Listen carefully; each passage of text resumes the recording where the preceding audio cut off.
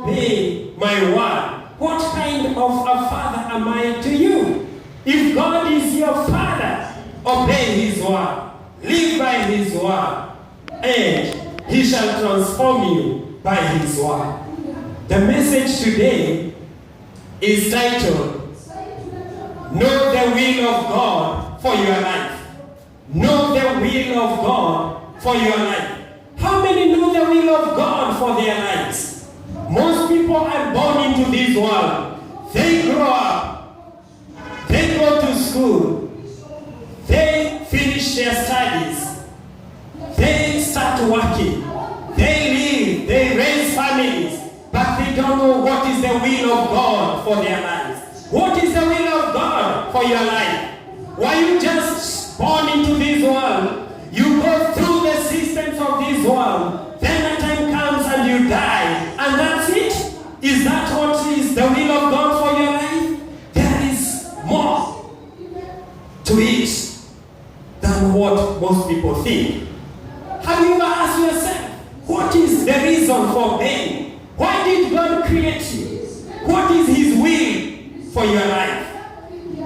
Is it that you just go through the systems of this world? That you be born? That you be raised up? That you be taken to school? That you finish your studies? That you start working? That you raise a family? Then you grow old and die? Is that it? There is more to that.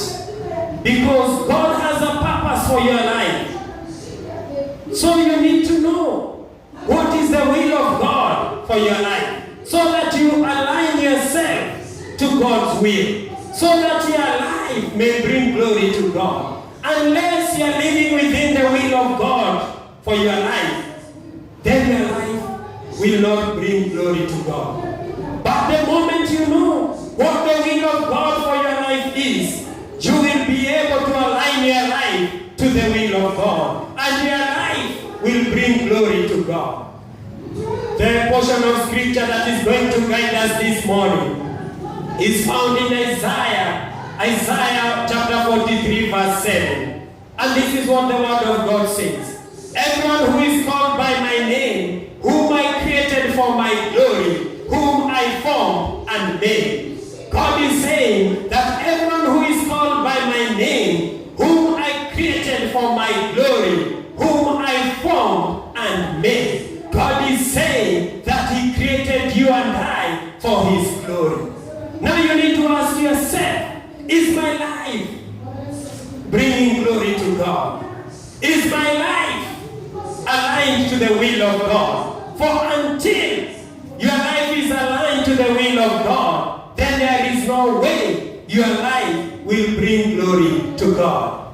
And because God created you, that you may bring glory to his name. That when he looks at the works of his hands, when he looks at you, then he's seeing that surely the purpose for which he created you is being fulfilled. Because you're not here on earth by chance. You're not here by accident. You're not here by fluke.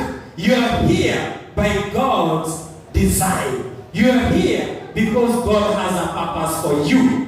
And therefore you need to know what is the will of God for you. And that portion of scripture in Isaiah 43 verse 7 is telling us that God's will for you is that your life may bring glory to his name. So is your life bringing glory to God? Most people go through life from birth to the time they pass away without ever thinking about their purpose for being. Living without thinking about the will of God for their life. That is what most people do. They live without paying a thought to the question, what is the purpose for being? What is the will of God for my life? Why am I on earth? Why was I born into this world? Why am I not among those who are not born into this world? How is it that I'm one of those who are born into this world? God has a purpose for you. And as we continue with our message, we are going to see what is it that we need to do in order to bring God glory, in order that we be able to fulfill the purpose for which God created us. Living without knowledge of the will of God for your life is wrong for 3 reasons. So we are going to see the 3 negative things that happen in our lives when we live without thinking about the will of God for our lives. And one of the things that happen to us when we live without thinking about the will of God for our lives is that your life will not bring glory to God. You can imagine you are living a life that is not bringing glory to God. And I want to tell you, brothers and sisters, a life that is not bringing glory to God, it is bringing glory to the devil. And Satan is the enemy of God. Satan is your enemy. And he will do everything he can to see to it that your life does not bring glory to God. And therefore, when you don't know what is the will of God for your life, then your life will not bring glory to God. Something is considered failed when the purpose for which it was created is not achieved. The one who created it is considered to have failed. We drive vehicles, some are British made, some are Japanese made. If a vehicle has been manufactured and it malfunctions, such a vehicle is considered as a failure. And such a vehicle is usually recalled by the maker because it has failed. And the work of the maker is considered to have failed. Because God created you, and He created you for a reason. He has a will for your life. When you don't live up to that will, then you have failed. And you have, in other words, placed God to have failed in as far as your life is concerned. But the moment you get to the knowledge of what the will of God for your life is, then you will be able to align your life to that will. And your life will bring glory to God. Your Maker is not pleased with you. When something you have made fails, you will not be pleased with you. Every time you look at it and remember all the resources invested in it, you feel very sad. That is what God feels when He looks at someone who does not know Him. When He looks at someone's life, a life that is not bringing glory to you, it brings sadness to God. The Word of God tells us in Genesis chapter 6 verse 6, the Lord regretted that He had made human beings on earth, and His heart was deeply troubled.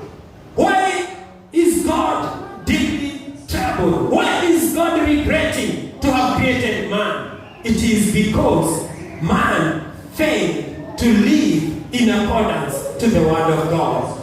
The moment you live your life contrary to the Word of God, then God is not happy. And as He has said here, that He regretted that He made human beings on the earth, and His heart was deeply troubled. You can imagine what it means for God to declare that He regretted that He made you. Just think about it.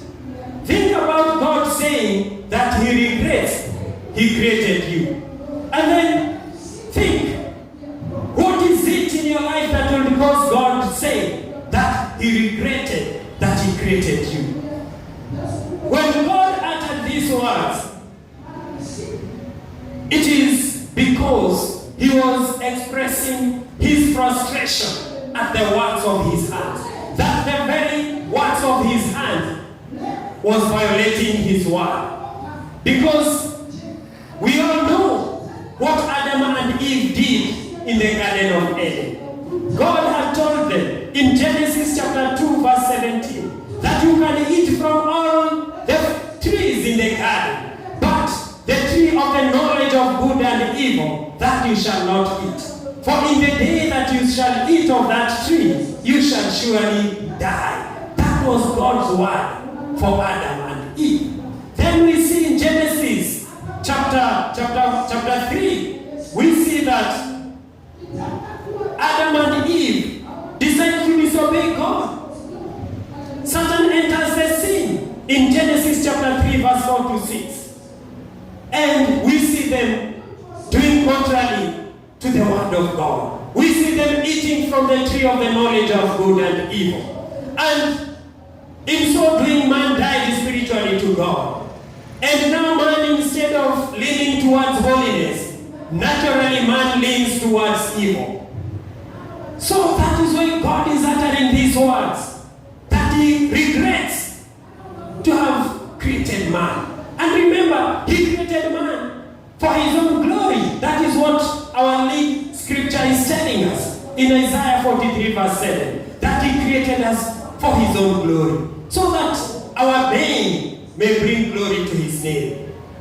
But because of the fall of man, because of the sin of disobedience, man is born spiritually dead to God. Until one comes to the knowledge of Christ and believes and receives Jesus, then they are born again to God. They remain spiritually dead until they believe and receive Jesus. Then they become born again. So when God was uttering these words, that he regretted that he had made human beings on the earth, and his heart was deeply troubled, it was because of the wickedness of man. It is because of the level at which man disobeyed God.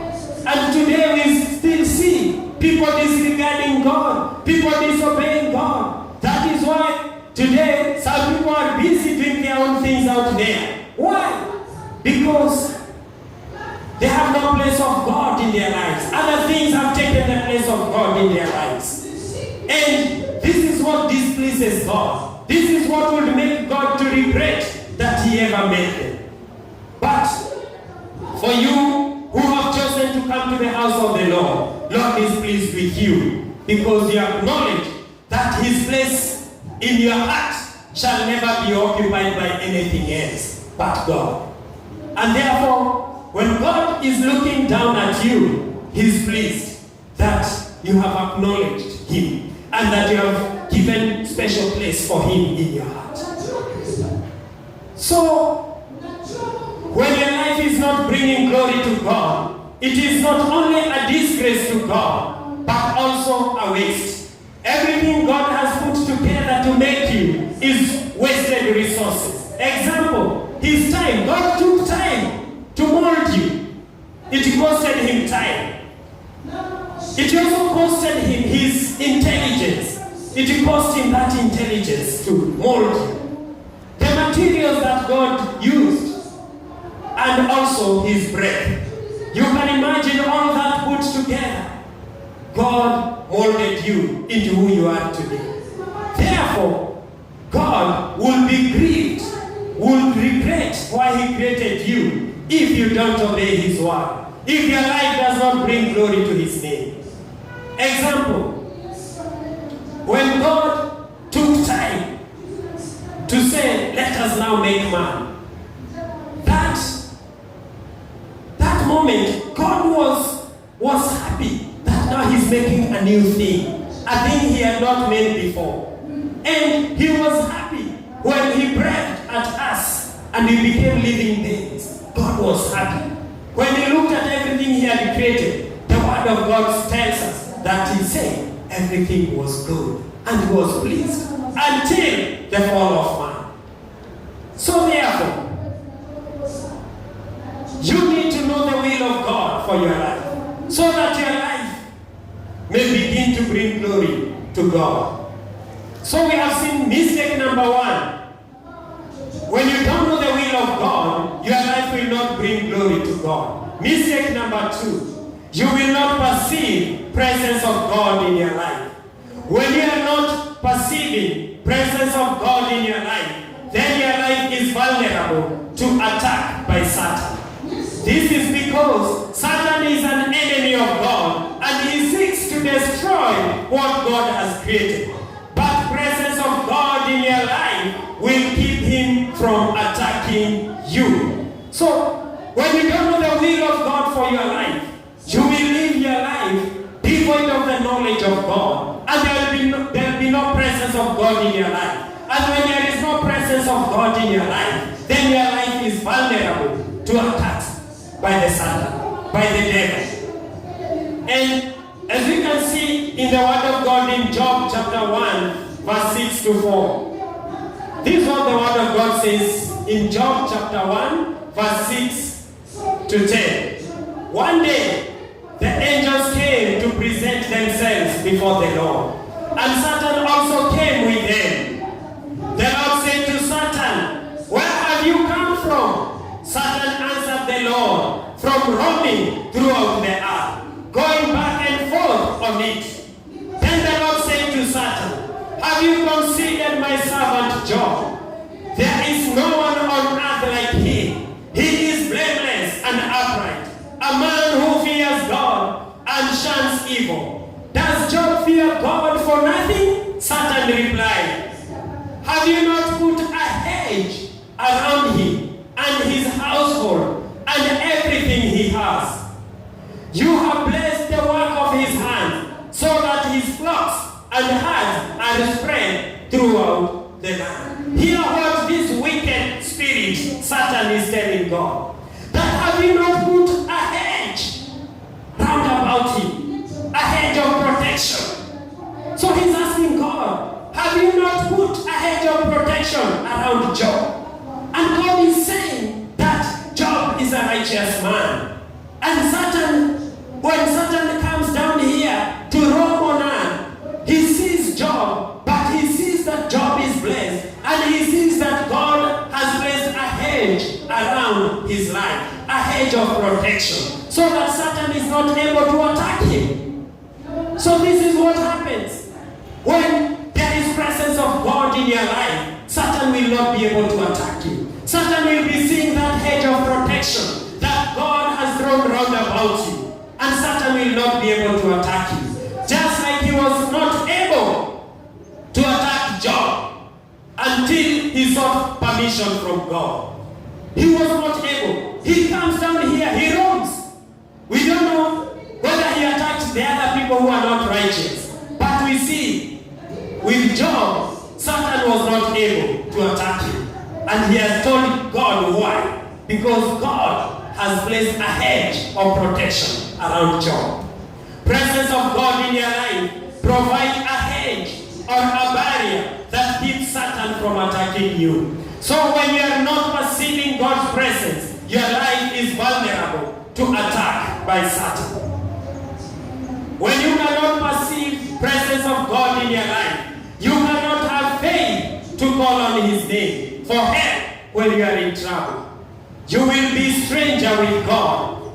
It is very difficult to have faith to call a stranger for help. So when you cannot perceive the presence of God in your life because your life is contrary to his will, then you will not be able to call on his name when you are in trouble. You will not be able to have faith to call on him because you will be stranger with God. And God did not create you so that you can be stranger with him. He created you so that you can have a father to son or a father to daughter relationship. He created you so that you can come before his throne of grace and call him Abba Father and relate with him the way a child relates with his father. And the moment you don't know the will of God for your life, then you will live your life devoid of what God purposed for your life. Your life will not be able to reflect the purpose for which God created you. And therefore your life will not have presence of God. You will live a life that is vulnerable to attacks by the devil. Because where God is not, there is no vacuum in life. Where God is not, Satan is. So, it either has to be God in or Satan. And therefore, when there is no presence of God in your life, then rest assured that your life is vulnerable to the devil. When Satan roams, as he has told God, that is from roaming the world, moving back and forth in the world. When your life is not protected by the presence of God in your life, then you will be vulnerable to the attacks of the devil. And therefore, you need to know what is the will of God for your life, so to the will of God. The word of God tells us in Romans chapter 10 verse 14. How then can they call on the one they have not believed in? And how can they believe in the one of whom they have not heard? And how can they hear without someone preaching to them? That's what the word of God says. The word of God is saying, how will you call on the name of God? God that you do not know. And how will you know him unless someone preaches God to you? And that is what I'm doing this morning. Preaching the message, the word of God, that you may continue knowing him, that your faith in him may continue growing. Because faith comes by hearing, and hearing by the word of God. So, you need to know God. You need to know his will for your life.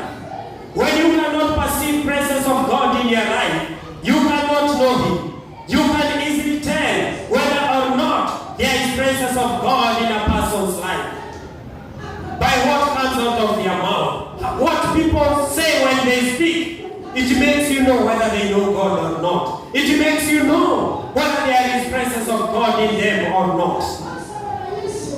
Their attitude towards God also makes you know whether they know God. How people treat God, how people relate with him, how people regard God. If people don't revere God, if people don't have the fear of God in them, you will know, because they have nothing to do with God. They will shun God because they do not know him, and therefore they cannot perceive his presence in their lives. So their attitude will make you know. And their actions will also make you know that there is no presence of God in their lives. People who do not know God are wicked in all their ways. They find pleasure in everything that does not please God. So that is the negative effect of not knowing the will of God for your life. You will not be able to perceive his presence in your life. Then, number 3 negative effect upon your life when you don't know the will of God for your life is that you will be carnally minded. That is, your mind will be governed by the desires of your flesh. A carnally minded person is a person whose mind is not guided by the word of God. Is someone whose mind is governed by their flesh. They do what their flesh dictates. They have no regard to the word of God. And because they have no regard to the word of God, their mind is controlled or governed by their flesh, by the desires of their flesh. And the word of God tells us in Romans chapter 8 verse 7 to 8. Romans chapter 8 verse 7 to 8. The mind governed by the flesh is hostile to God. It does not submit to God's law, nor can it do so. Those who are in the realm of the flesh cannot please God. If your mind is governed by the desires of your flesh, you cannot please God. And therefore, you need to know the will of God for your life, so that you will not be a carnally minded person, but rather your mind will be governed by the word of God. A carnally minded person has a skewed worldview. They think that life is about positioning yourself for opportunity to gather earthly assets. So they go to school to acquire knowledge and skills that will prepare them for opportunity. They know that opportunity means preparedness. They know that opportunity means preparedness. That is not wrong. It becomes wrong when that is all there is in a person's life. It becomes wrong when all what you think is about how you can excel in this life. But then you become knowledgeable in the things of this life. You acquire earthly possessions, but then you are poor in the things of God. And this life is temporary. But the life that we live after we have exited from this body will be determined determined on whether you have the knowledge of God through Christ Jesus. Will be determined on whether you have believed and received Jesus as the Lord of your life and personal Savior. So where you spend your eternity will be determined by how you live on earth here. If you are carnally minded, you have nothing to do with God, then the moment you depart from this body, your soul will go to hell. But if you pay heed to the word of God, if you let the word of God govern your mind, then the word of God will lead you to faith in Christ Jesus. And Jesus will save you. So therefore, people should not be carnally minded. People should allow the word of God to guide their mind. The word of God tells us in Luke chapter 12 verse 15. Then he said to them, watch out, be on your guard against all kinds of greed. Life does not consist in the abundance of possessions. Life does not consist in the abundance of your earthly possessions. There is more to life than the earthly possessions. You need to know God. You need to know the will of God for your life. You need to align your life to the will of God. A carnally minded person does not know the way to God. They think that religion is the way to God. So they get involved in religion and are committed to fulfilling their religious obligations. It is not wrong to be committed to a cause. It is wrong to be committed to a futile cause. It is spiritually fatal to be involved in religion that only appeals to the flesh and does not lead you to believe and receive Christ. So, you see, a carnally minded person thinks that the way to God is through religion. So they get involved in one religion or the other, and they get so committed to it. And we know that the way to God is not through religion, but because this person is carnally minded, they have no regard to the word of God. Therefore, they don't even know the way to God. They think that the way to God is through religion. And then we find that they live their life trapped in religion. Then a time comes when they die, and their souls go to hell, because religion cannot save. It's only faith in Christ Jesus that saves. So therefore, a carnally minded person cannot know the way to God. The word of God tells us in John chapter 1 verse 12, yet to all who did receive him, to those who believed in his name, he gave the right to become children of God. It is only Jesus who gives us the right to become children of God. Religion does not. It is only faith in Christ Jesus. He is the one who shed his blood on the cross. The blood that atoned for our sins. That whoever believes in him, that atonement blood that he shed on the cross atones for your sins. And therefore, you are reconciled back to God. Because it is sin that separates us from God. And once that sin is washed away, the moment you believe and receive Jesus, you are reconciled back to God. So the way to God is not through religion, but a carnally minded person does not know that. A carnally minded person thinks that the way to God is through religion. But someone who knows the word of God, someone who is God-minded, desires to know, how can I have a personal relationship with God? And when we are seeking, you will always find. Jesus told us in Matthew chapter 7, verse 7 to 8, ask, and it shall be given to you. Seek, and you shall find. Knock, and it shall be opened. For whoever asks receives, whoever seeks finds, and whoever knocks it shall be opened. Are people asking? Are people seeking? Are people knocking? It is until people begin asking. It is until people begin seeking. It is until people begin knocking that the door is open for them. But when they have no regard for God, then there is problem there. because there is no way they are going to know the way to God. They are going to remain carnally minded, and they will tend to think, like most think, that the way to God is through religion. But the way to God is by faith in Christ Jesus. One has to believe and receive Jesus as the Lord of their lives and personal Savior. So let us look at the solution. We have already seen the negative effects of not knowing the will of God for your life. Number one effect that we have seen, number one negative effect that we have seen is that your life will not bring glory to God.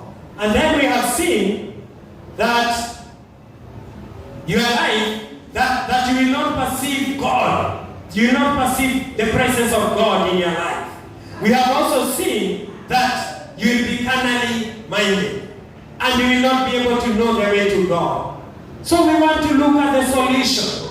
What are the solutions? How do we get to know the will of God for our lives? So that we may align our lives to the will of God. So that we may fulfill the purpose for which God created us. Because God has said in Isaiah 43 verse 7 that He created us for His own glory. And you will not be able to bring glory to God until you get to know His will for your life. Until you begin to align your life to His will. Then your life will bring glory to God.